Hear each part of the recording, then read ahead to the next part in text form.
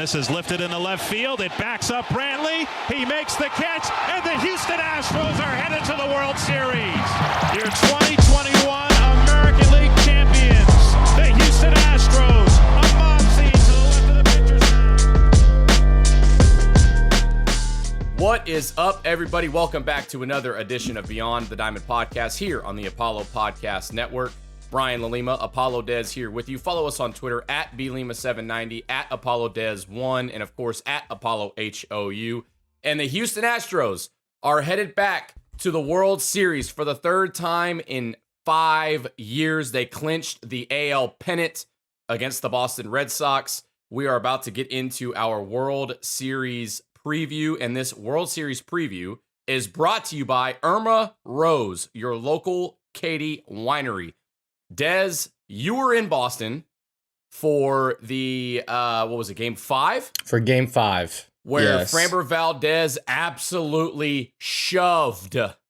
So, welcome back. I know you've had a long week. You were in Boston. You were in Manhattan. I don't know if you were in Canada. I don't know if you made it up to Toronto. I don't know what you were doing. Don't want to know. But just take me through your last couple days. Yeah, pretty much a blur. Game 5 in Fenway Park. Was probably one of the coolest sports nights of my life, just outside of not like being in Houston or Minute Maid Park. Like traveling to Fenway, energized crowd, a raucous crowd. They get it. It's a baseball town, sports town really, but it was fun. They talked a lot of shit. I talked a lot of shit. It was all, I'll bring my trash can, you bring the Apple Watch, and they're like, hey, what beer do you want type situation. So, they got it, they understood it, and then Framber Valdez pitched the game of his life. And I wish he went out for the 9th. I really did. But hey, 8 innings in a must-win swing game, you take that any day of the week. And so, just hats off to him. Hats off to Luis Garcia as well, and to Brett Strom and the team and the RD department to figure out, hey, the guys were tipping their pitches, they were doing something wrong, and get that fixed, because that's what really salvaged and saved the series. Yeah, and not only did not tipping your pitches and looking at it from an analytical standpoint and R&D and all that stuff, but Framber Valdez going 8 completely saved the bullpen. And then you added on some runs late in that game, which allowed Ryan Stanek to come in rather than Kendall Graveman or Ryan Presley. So just an overall dominant performance from Framber Valdez. Any big situation that the Red Sox found themselves in, Framber was right there to throw a double play ball. So it saved the bullpen, which led to Game 6. You come back home. Luis Garcia comes out, pitches completely different than what we saw. I think it was, 5 1/3, 5 2/3, whatever it was. Just a beautiful performance from him. Then the bullpen, Maton was lights out. Kendall Graveman was lights out. Stanek, lights out. Ryan Presley, lights out. I mean, the bullpen as a whole. And they won the series. They won the series. They won the series. 100%. In a series where the starting rotation for a handful of games couldn't get out of the first, second, or third inning, and the bullpen was the saving grace. And it was guys that people shit on all year. Brooks Raley pitched well. Phil Maton pitched well. Yimi Garcia pitched well. And then, of course, the back-end guys, Kendall Graveman, Ryan Stanek, Ryan Presley. Man, Blake Taylor came in and threw a couple of good innings. The bullpen won the series for the Houston Astros. Obviously, the lineup is there. The offensive performance by Yordan Alvarez, by Yuli Gurriel. Carlos Correa had some big moments. Obviously, Jose Altuve, Kyle Tucker, future MVP Kyle Tucker. Again, Kyle Tucker, I wanted you traded. I've admitted it before, but thank God Jeff Luhnow said no, because my God, what a player that he's going to be. And I know we're going to talk about the preview going into Atlanta. And, when they play the Braves in the National League Park, the DH is going to be gone. So you can make a case. Do you start Yordan in left, Michael Brantley in right, and Kyle Tucker in center? We'll talk about it here in a little bit, but just an overall beautiful performance from the Astros in games 5 and 6. And man, the best moment for me was the strike him out, throw him out. Oh my gosh. Kendall Graveman coming back from a 3-1 count. Obviously, Marty Maldonado. Dez, you and I both played college baseball. We've played baseball for a long time. Marty Maldonado had a .81 pop time throwing out Verdugo. .81. That is absolutely insane. And not to mention that he makes a mound visit when Kendall Graveman is down in the count 3-1. Yeah. Comes back, calls a changeup, and he absolutely spots up. I don't know if y'all know this, the viewers and listeners. Kendall Graveman, before that changeup, hasn't thrown a changeup since September 12th. Over a month, he hasn't thrown a changeup. And Martin Maldonado senses the moment, feels the game, makes a mound visit, says, hey, Kendall, look, hey, Graveman, we're going to throw your changeup, throw it, and we're going to dot up, and then we're going to get out of this. 3-1 changeups dotted up. Next thing you know, bada bing, bada boom, strike him out, throw him out, and the place goes nuts. Bananas. What a moment. Bananas. What a moment. It's got to be a top 10 sports moment ever in the history of sports. Because I put a tweet out, and like, obviously, it was after we won and everything like that. And but at that point in the game, it was still sweaty. Runners on the corners, one out. I mean, you split a gap, it's 2-1, and runners are second and third with, one out. And for Kendall to dig down deep and who, for when we got him over the trade, he was nails, and then he went on this little rough patch, right? And then the question was going into the playoffs, what Kendall Graveman were we going to have in October?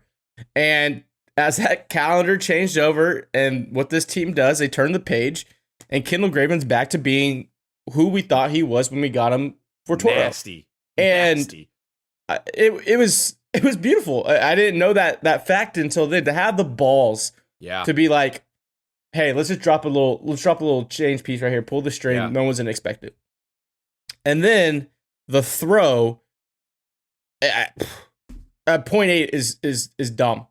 0.8 pop time is dumb. That's Molina brothers. Absolutely. In their prime throws. Absolutely. That's Yadier Molina type caliber. And to have it in that moment when you need it the most, I'm speechless. Because then right after that, Tucker has the dagger, and then it's just like, let's get the party going. The Oppo Taco to make it 5-0. So, in case you don't know what a pop time is as soon as the ball hits the catcher's mitt, you start the clock. And then you don't stop it until the ball hits the shortstop or second baseman's mitt. So from the second it hits Marty Maldonado to it hits Carlos Correa, that wasn't even a second long. It was 0.81 of a second. 0.8 of a second. Think about that. Like, that is insane level. And I know that Marty Maldonado has not hit well all year. He's not hit very well in the playoffs. The stats, they are what they are. Jason Castro is a better hitting catcher. But I'm sorry. I love Jason Castro. He's a veteran presence. He came up huge in one of the games in Fenway. Okay, he's a great asset off the bench late in games. And people were saying, well, he needs to be starting. No. And that's why. Martin Maldonado is back there because he commands the pitching staff. He knows the game with the best of the best. And that's why Martin Maldonado has started all of these games, because of stuff like that. Jason Castro doesn't make that throw. Sorry. I mean, the thing about Martin is this. We know what it is. It's found money if he gets a knock, right? But what he does to command this rotation and these young arms and this bullpen, and he's probably forgotten more baseball than we will ever consume and know in our lives. He's just a brilliant mind. I think he's going to be one hell of a manager. One day, 100% is. You could really, really, really get him in the right coaching tree and start logging those stuff in, and he's going to be a great manager one day. The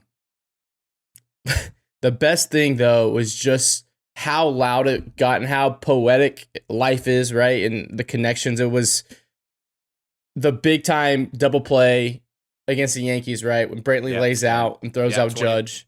In 2019, yeah. And then you have this moment, again, Game 6 in Houston, a sweaty, close game against a very good, formidable opponent. And you just had this where the place, Minute Maid Park, just erupts. The juice box was popping.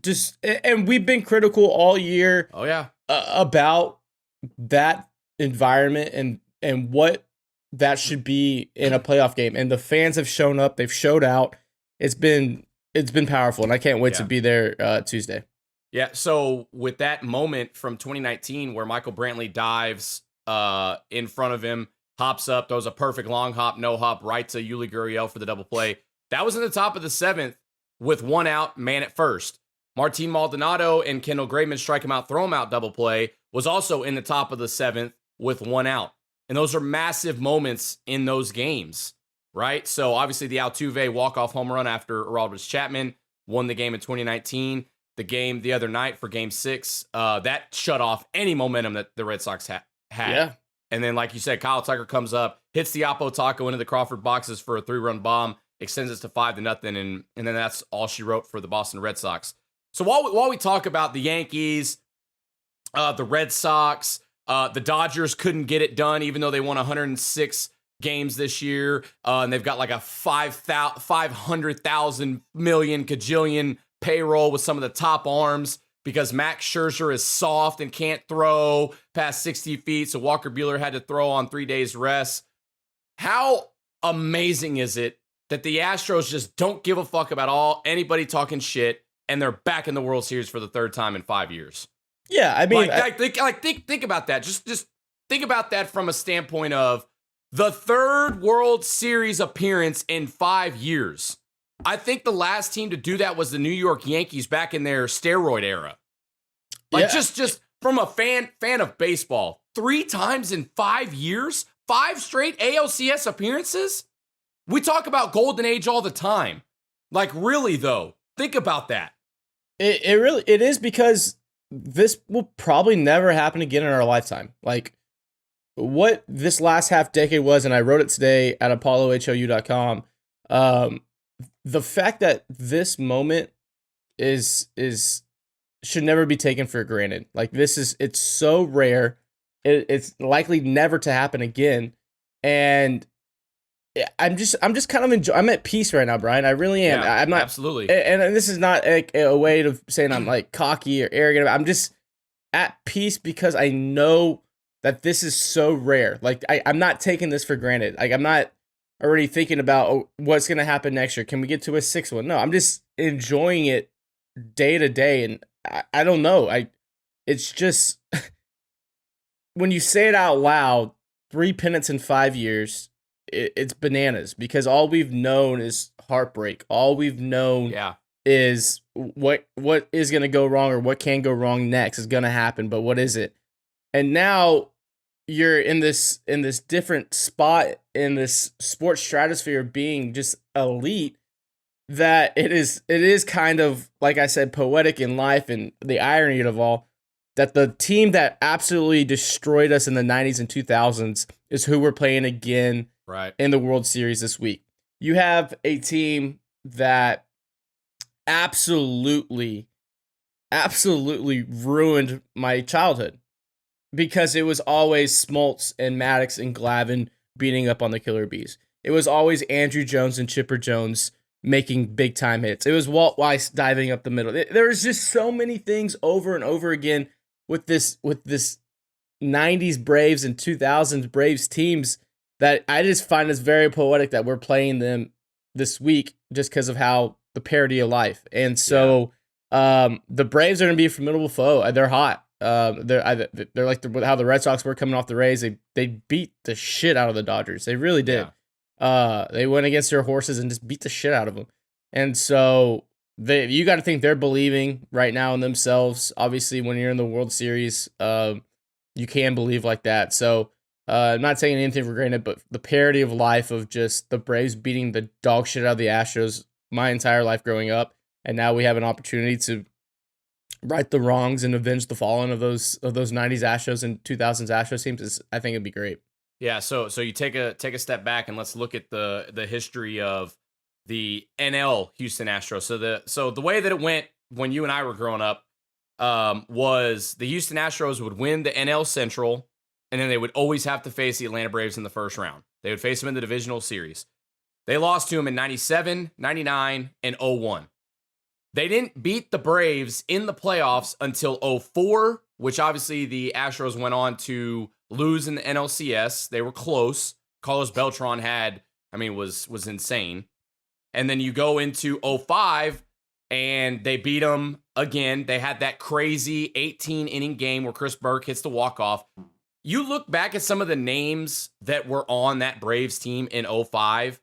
Tim Hudson, Adam LaRoche, Brian McCann hit a bomb against the Astros. There were multiple grand slams hit in that game. Brad Ausmus hit one of the most... this is not a homer. Right, off the wall in left center field at Minute Maid Park that went over just that yellow line that tied the game at 6. And then obviously Chris Burke in the 18th inning hits the walk-off bomb into the Crawford boxes. And then another thing that people really don't remember, people remember, but they don't really talk about it. Roger Clemens came out of the bullpen and dealt for the Astros to hold the line, so to speak. So, yeah, you want to talk about a rivalry that's about to be renewed, especially for Houston fans like ourselves. We talk about Houston heartbreak. Well, the Braves were at the helm of Houston heartbreak for so long. It was like a thing of, you hear, okay, the Astros win the NL Central. Who they playing in the first round? Oh, the Braves, we're done, is what it used to feel like. And then finally they got over the hump in 04, 05. But they were a menace for so many years against the Astros. And when we talk about the Braves, they're having all this success, and they don't even have their best player. Ronald Acuna Jr. tore his ACL, and he's been out this whole entire year. And I remember talking, and I know we're going to have Braves Ashlyn on at some point this week, but during our trade deadline special, the way that she made it seem on the Twitter spaces that we did, I don't even think she thought that they would get this far. That the team at that point was still reeling from losing Acuna Jr. and what they have done, what Snitker has done for that team to come all this way and beat the Dodgers with the horses that the Dodgers have, they're going to be dangerous. They're going to be dangerous, and they're playing well. And when you get over into Atlanta at SunTrust Park and they get that controversial chop going, whatever you want to call it, that place is going to be rocking. Not like the Astros give a shit, but still, that environment is going to be insane because Atlanta, I don't think last time Atlanta went to a World Series, 99, I think. Yeah, it'd be then. Let me. The parody of all, and it's just I keep coming back to it. You have Charlie Morton going game 1, right? Yep. Astros legend Charlie Morton, who's also just been able to go wherever he goes. He just finds himself in another league championship series or another World Series. 1999 was the last time the Braves were in the World Series. Sorry, go ahead. No, just the fact that Charlie Morton is just he's gonna be starting. He's always back in the World Series. Like that's Charlie Morton's second career of his life. It's just World Series appearances. Having him game 1, going against Framber, that's gonna be a good pitchers matchup. But I don't know, the fact that this offense and this team, and I've been saying it all year and all October, they've never not been in a moment before in October. They've just logged so many innings. They've seen it all. They've done it all. Like the strike him out, throw him out literally happened 2 years ago, but it was a dive and throwing him out at first. Like they've been in these moments before. It's nothing that's ever big, and I think experience just goes such a fucking long way in October, and hopefully it just keeps carrying the Astros for one more week. Yeah, so has the official pitching rotation been released? So it's going to be Framber. I haven't even looked, to be honest with you. The only ones announced are game 1 starters. So Framber versus Charlie. Yeah. Okay, so you would assume it's going to be Framber and then Luis Garcia because Lance McCullers Jr. is not available for the World Series. He is still out. So you probably go Luis back at home. You're greedy. Game 3. Yeah. and then look, I don't even want to try to talk about rotation because it's just going to be pieced together as it goes. Man, and it's who's going to step up big for the Astros this series. So in our ALCS preview, or actually no, it was an ALCS blog piece that we wrote. You can find it at ApolloHOU.com, where you asked the whole baseball side of Apollo what your X factors were. My X factor offensively was going to be Yuli Gurriel, and he showed up and showed out just to be overshadowed by Yordan Alvarez, who, you can talk about Yordan Alvarez and all the big home runs that he hits. But the approach that Yordan Alvarez had against the Red Sox was another thing of beauty. If you're a young kid and you want to watch a big leaguer hit, like everyone watches Mike Trout. I know a lot of the kids are really big fans of Fernando Tatis Jr. He's got the flair. He's flashy. Watch Yordan Alvarez. Like the epitome of don't try to do too much. Yeah. And it helps that he's like the plate. built like a Greek god, right? Like he's just, right. He can flick. But your approach is. I mean, the Oppo approach that he had in at Fenway Park, and then he even brought it back home. Left center. And that approach, I mean, hitting the ball over the Green Monster, a double down the line. I think he yanked the triple. I can't remember. Did they officially give that a triple or a double?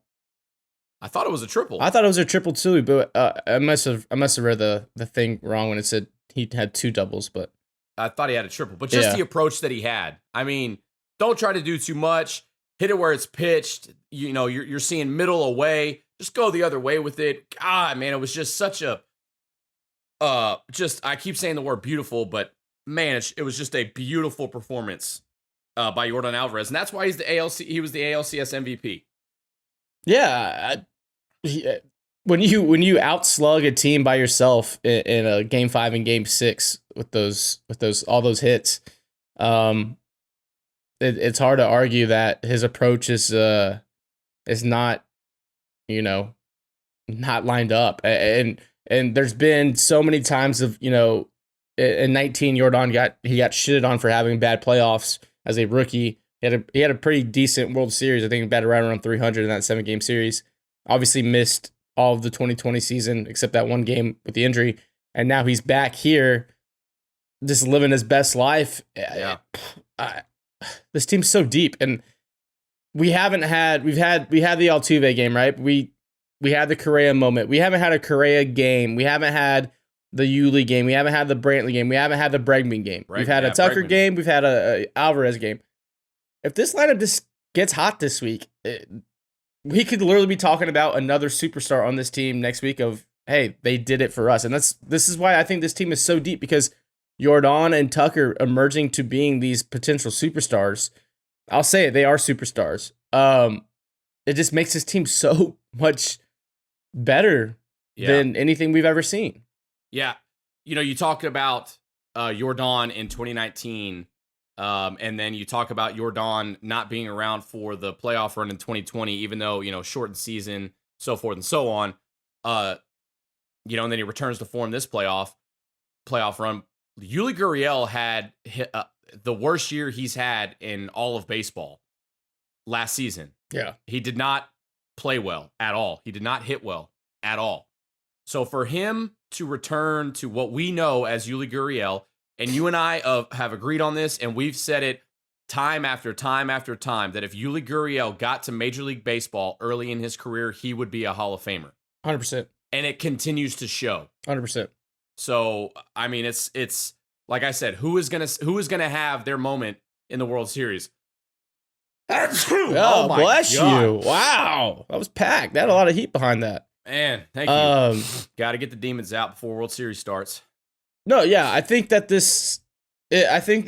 shift, right? We know what the offense is doing. Can this pitching just sustain it for another week? Right.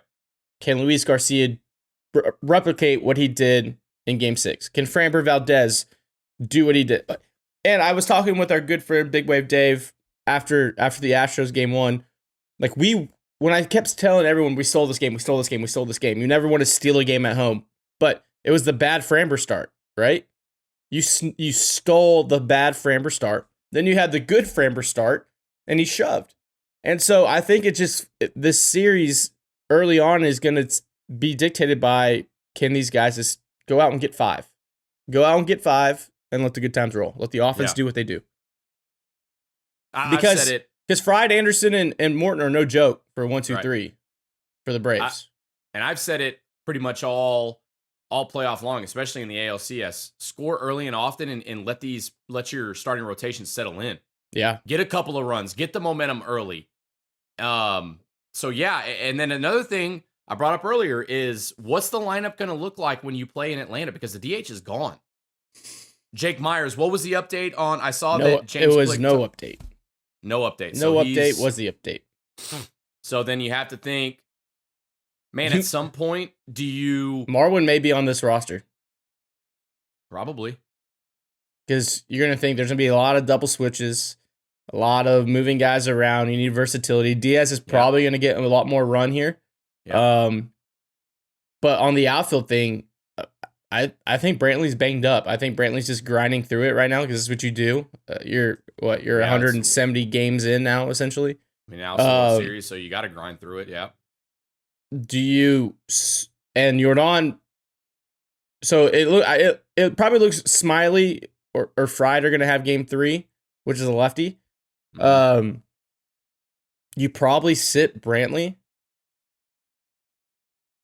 Because Jordan can go lefty-lefty, hits lefties well. Right. Brantley's banged up, and then figure out if you're going to go Tucker in center, Brantley in right, Jordan in left for the other games. But I think that first game... Against Charlie Morton, well, obviously, they're at home, right? So yeah, you still have the DH in play. So obviously, we know what the lineup's going to look like. So yeah, that's going to be interesting to see what. I think having Dusty Baker, who's logged a fuck ton of innings and games managing in the NL, is going to actually pay some dividends here. I really do. Well, this is where the old school type mentality, feel of the game, feel of your lineup, like this is where it's going to pay off. This is 100% where it pays off. This is why you get paid the big bucks to make decisions like what we're going to see in games 3, 4, and 5. Yeah. So I can't wait to see it. Let's put the managing cap on real quick, Dez. All right. If you were the Houston Astros and you are the manager, what would your rotation look like going into Atlanta game 3? Urquidy's on the mound. Say you're starting Jose Urquidy. Oh. So what would be like my pin? Like what I'm... No, just your offensive lineup. Sorry, your offensive lineup. Oh, my offensive lineup. Your offensive lineup, obviously with your defense. Who's playing left? I'm maximizing value and wins and substitute defensive late. So I'll go Jordan in left, Tucker in center, Brantley in right, and then you have Chaz and Siri coming off late in the game to be those defensive guys. You maximize the offense. Yeah, absolutely. That's your strength. Yeah. Your offense for the Houston Astros, your lineup 1 through 9 is your strength. It's hard for me to say that, and this is Chaz is a great friend of the program, and we've done a lot of stuff. We're gonna keep doing stuff with him. It's hard for me to weight how much a glove relates, and this is where the war and the analytics will say it, to Brantley or Jordan just won the ALCS MVP. Like, he cannot not be in your lineup. And Michael Brantley's one of the best, purest hitters who broke the game open in game. Yeah, in game 5. Yeah, no, the one when we scored the Altuve home run. In Boston, game 4. I want to maximize my offense now. Because the Astros do this thing that they're really good where they just get you in the deep end. They just like, hey, come on out here with us and let's tread water. I'm going to tread water longer than you because I've done it before. So I think unless Brantley's knee, and I do think it is banged up a bit, but you fight and grit through it right now. So I'd rather have Chaz and Siri or whoever is going to be your outfielders come in later in the game.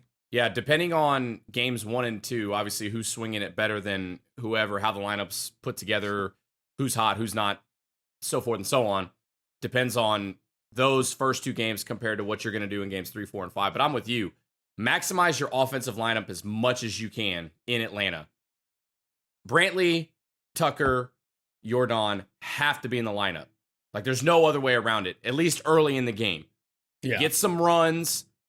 And it all goes back down to your starting rotation. Can you get 5 from them? Yeah. Can you get 5? So from that point, let's say Urquidy throws 5, assuming he starts game 3. He throws 5. They get through the 6th and the 7th. Maton or whoever, Yimi Garcia, Kendall Graveman comes in for the 7th, 8th, whatever it is. Then you make your defensive replacements. Depending on score, obviously, Jose Siri can track down a lot of grass, so can Chaz. You slide Tucker back over to right.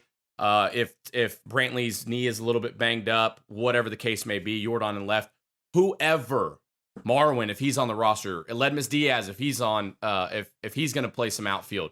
Either way, score runs early and often. Let your pitchers settle in, and then figure out the rest later on in the game.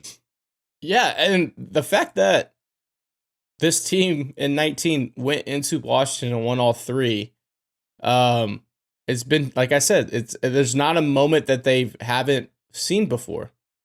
And the fact that this team is just this perfect blend of just the right age, how many millions of at bats they've taken over the last 5 years in October, it pays off. It will always pay off. And so, yeah, you just gotta, like you said, put the pressure on them to make the mistakes, because the Astros would probably be the Vegas favorite going into the series.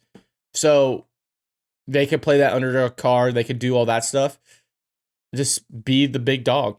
Yeah. Just be the big dog. That's all you got to do. Act like you've been there. 100%. Because the Braves haven't been there since '99. So this is going to be a new thing for them. Yeah. And I know they're battle tested and they've played well, but coming into this, like, this is literally going to be a new situation for them. For sure. So experience is going to pay off. Act like you've been there. And again, I'm going to keep saying this all week. Score early, score often, let your pitchers settle in, and get 5 from every starter. And I think the Astros will be okay because this lineup is deadly. But we've seen it. Pitching and defense wins championships. Well, here we are. It's the World Series. Okay, so continue what the Astros have been doing. They're never out of it. But again, the key is going to be the starting rotation. So if we can get quality starts from Framber and Luis Garcia, first 2 games at home, Astros will be set up nicely to win another World Series. So I'm excited. I know we've got so much going on at Apollo HOU. We've got watch parties. I think we might have secured some tickets for game 2 at home on Wednesday. Yeah. I know we're going to have guests here on Beyond the Diamond. Braves Ashland. I think we're working on a couple others. I don't know if we want to broadcast that out or not, but no, we'll keep those. Yeah. We'll keep those to ourselves on that one. But yeah, it's stay tuned for that. Sleep is for November. Yeah. Sleep is literally for November. And you know what? And when this Astros playoff run is over, here in the city, you really don't have much else to watch when it comes to sports, because the football team that stays on Kirby Drive is one of the most embarrassing things to grace the city of Houston in all of eternity. They are a laughing stock. They suck. They're terrible. So I'm not watching them. The Rockets, I know we cover a lot of Rockets. They've got a young, exciting core. So there are going to be some growing pains, literally some growing pains with that team. And our Rocket side does a phenomenal job here early in the season, a couple games in. So, stay tuned for our Rocket side on Apollo HOU. The Apollo Launchpad, that podcast, check that out on Spotify and all your, where you get all your podcasts. But yeah, I think we're going to grind it out. It's going to be another war, like we've said. And at the end of the day, man, the Astros are in the World Series for the 3rd time in 5 years, man. Soak it in, ladies and gentlemen. Soak it in. Soak it in, man. And then once again, we get this episode's not presented without our you got it? Yeah, what I was going to say is soak it in. I know you soaked in a lot of adult beverages over the weekend. So did I. When they won, I was absolutely hammered. I chugged a Corona on camera. I got a little hammered. The one thing before we wrap up, it was my cousin's bachelor party, so that's why we were in New York. We went to dinner. Of course, the place didn't have the game, so me and my buddy Gabe were watching on our phones. And then we're like, all right, let's hurry up. We're going to the Astros bar. It's right up 33rd Street. I'm like, looking at my phone. I'm like, God, that seems like it's a ton of blocks. And we just basically sprinted over there. Just like a full sprint, not even looking at stops. We're just like, we're running and getting there. Hustle is free, baby. Hustle is free. And to be at a sports bar in New York City, that everyone is wearing Astros stuff. Half the people are rocking Apollo stuff. I'm just thankful. Absolutely thankful. All the people that had us out there and treated us a great time. Like I said in my blog post, I walked in, complete strangers, walked out with family members. We had plenty of drinks, celebration shots, all of that, and it was one hell of a night. And I'm if I wasn't at Minute Maid Park, I was glad I was there at an Astros bar in New York City. That's amazing. That's great. It's like when we were in Denver and we went to the Astros bar up in Denver. It's the same type of thing. We walked out with good friends for sure after not knowing anybody. And just the things that we're doing here at Apollo HOU, it's all for the city of Houston. It's all for the crazy fandom that is kind of overshadowed. Some people might say that the Astros don't have good fans, but I beg to differ. And it's all thanks to you guys, the viewers, the listeners, the people that show up to the watch parties, the people that support our gear, that buy our gear, that wear our gear. We thank you. I mean, we don't do this without you guys. So, it's a special thing to see how much we are growing and what the future holds, because I've said it before and I'll say it again. We are on the cusp of greatness at Apollo HOU. And when we do make it there, I am going to knock down some wine. I'm not a big wine guy. I know Dez is. You a big wine guy? I am a big wine guy. Well, Dez is a big wine guy, so let me tell you a little bit about Irma Rose, your local Katy winery where they make fruit wine with an elegant taste. Visit their location and experience a vibe like no other with live music, delicious food trucks, and a variety of local vendors to shop from. You can find our wines in 9 local HEB stores or online. Drink responsibly and go Stros. Again, that's Irma Rose, your local Katy winery. Check them out. I'm going to knock down a bottle of wine. I'm ready to knock out a couple of bottles of wine when we celebrate. If and when the Astros win the World Series, Dez, I am going to be insufferable. I will literally get a bottle of champagne and I will pop that and I am going to be spraying it on camera. I should probably watch my hand motions while doing that. Yeah. But you're about to be gift. Pause. I'm gonna be insufferable. Oh, wait, I'm gonna be insufferable. I don't want to talk about it. Look. You know that game one. I'm focusing on game one, Brian. Focusing on game one. Say this. You know how Kevin Millar, in that 3 Nights in October documentary, Don't Let the Sox Win Game 6, or Don't Let Us Win Tonight. Don't let the Astros win the World Series. Just don't let them. Don't let the Astros win the World Series. Don't let them.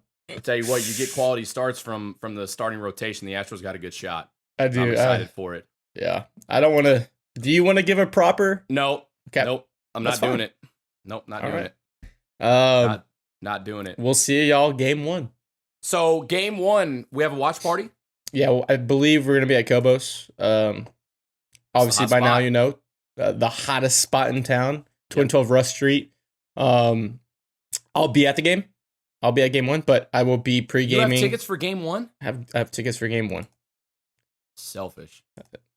Sometimes you have to do that for game 1. But game 2, the crew's going to be there. Us 4, me, you, Josh Stros, and Spaceman.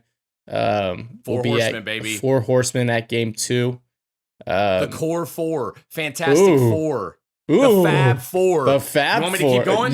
You got more? Do you got more? No, I'll save that for the next episode. I'll say that for the next episode. World Series week is here, baby. Let's go. I thought I lost this hat in New York City, and I opened my suitcase today, and I found it, so I'm the happiest I can be. Thank God you didn't leave it there, because that thing would have been burned, or a bum would be wearing it in the subway. True. Either way. Man, World Series week is here. The Astros are back in the World Series for the 3rd time in 5 years, taking on the Atlanta Braves. I'm excited. Dez, before we get out of here, as always, you got anything else? Go Stros. Love you guys. Go Stros, baby. Go Stros, baby. Check out Irma Rose, your local Katy winery. Check them out online or in HEB stores. Drink responsibly. Go Stros. That's going to do it for our World Series preview here on the Beyond the Diamond podcast on the Apollo Podcast Network. We will be back after games 1 and 2. We may have some special guests this week, so stay tuned. Follow us on all the socials. Subscribe to our YouTube channel at BLima790, at ApolloDez1, and of course at ApolloHOU. Go Astros, baby. Game 1, Tuesday night. Cobos is the spot unless you're going to the game. Thanks for listening. Thanks for watching. Until next time, peace. Love you guys.